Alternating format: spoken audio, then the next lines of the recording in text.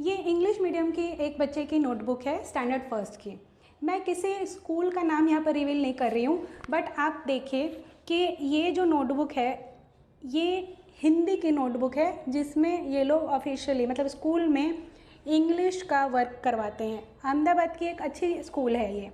मैं स्कूल का नाम रिवील नहीं कर रही हूँ, लेकिन क्योंकि एक स्कूल में ऐसा होता है तो कई जगह पर ऐसा होता है, इसलिए ये चीज़ें मैं आपको बता रही हूँ। देखिए प्रॉपर्ली, ये जो है हिंदी की नोटबुक है, ओके। और स्कूल में इस तरह से बच्चों को लिखवाया जा रहा है, बच्चा स्कूल से लिख के आ रहा है। First standard and second standard में नॉर्मली 4 लाइन की नोटबुक चलती है, या तो आजकल इंटरनेशनल लेवल के स्कूल्स में 3 लाइन की नोटबुक चलती है, ओके। तो ये जो फॉर्मेट में सिखा रहे हैं, इससे हो क्या रहा है कि बच्चा कैपिटल स्मॉल कुछ भी कैसे भी लिख रहा है, कहीं पर भी लिख रहा है।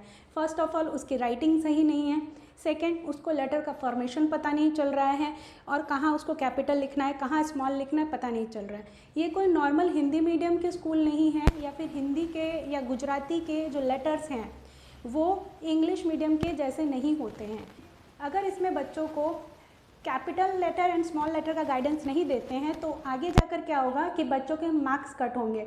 और 5th 6th स्टैंडर्ड में भी अभी मैं उन लोगों को कैपिटल एंड स्मॉल ABCD सिखाती हूँ। बच्चों को बहुत ख़राब लगता है। रीज़न क्या है कि उनको स्पेलिंग में मार्क्स कट हो रहे हैं, कहाँ कैपिटल लिखना है, पंक्चुएशन में मार्क्स कट हो रहा है, कहाँ पर कैपिटल I लिखना है, कहाँ पर कैपिटल A लिखना है, स्टार्टिंग में लिखना है नहीं लिखना है, वो सब उनको पता ही नहीं चल रहा है। तो ये एक रीज़न है कि बच्चों को पता नहीं चल पाता है कि कहाँ उसको किस तरह का लेटर लिखना है, कैपिटल कब लिखना है, स्मॉल कब लिखना है। और हैंडराइटिंग ख़राब होने का भी एक ये बहुत बड़ा रीज़न है। जस्ट वर्क कंप्लीट करवा देना है, ये हमारा गोल नहीं है। जब बच्चा पढ़ रहा है तो उसको सही तरीके से क्यों ना पढ़ाएं।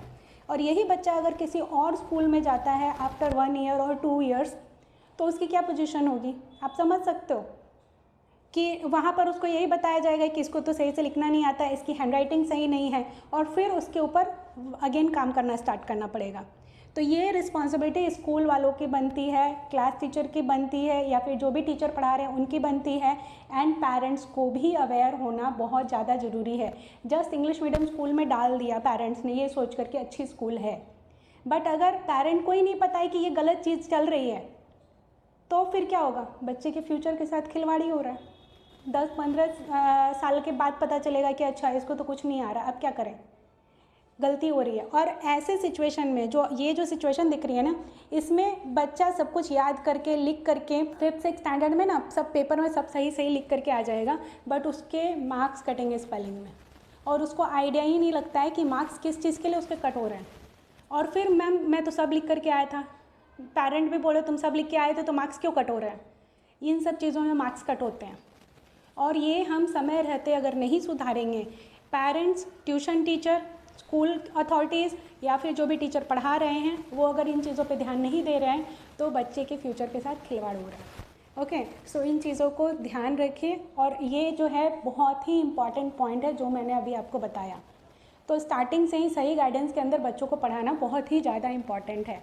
अगर आप इसी तरह का गाइडेंस और भी आगे चाहते हैं तो मेरे चैनल को सब्सक्राइब कीजिए, मेरे फेसबुक पेज को फॉलो कीजिए, इंस्टाग्राम पे मुझे फॉलो कीजिए, एंड आपको इसी तरह के और आगे गाइडेंस भी मिलते रहेंगे। Thank you.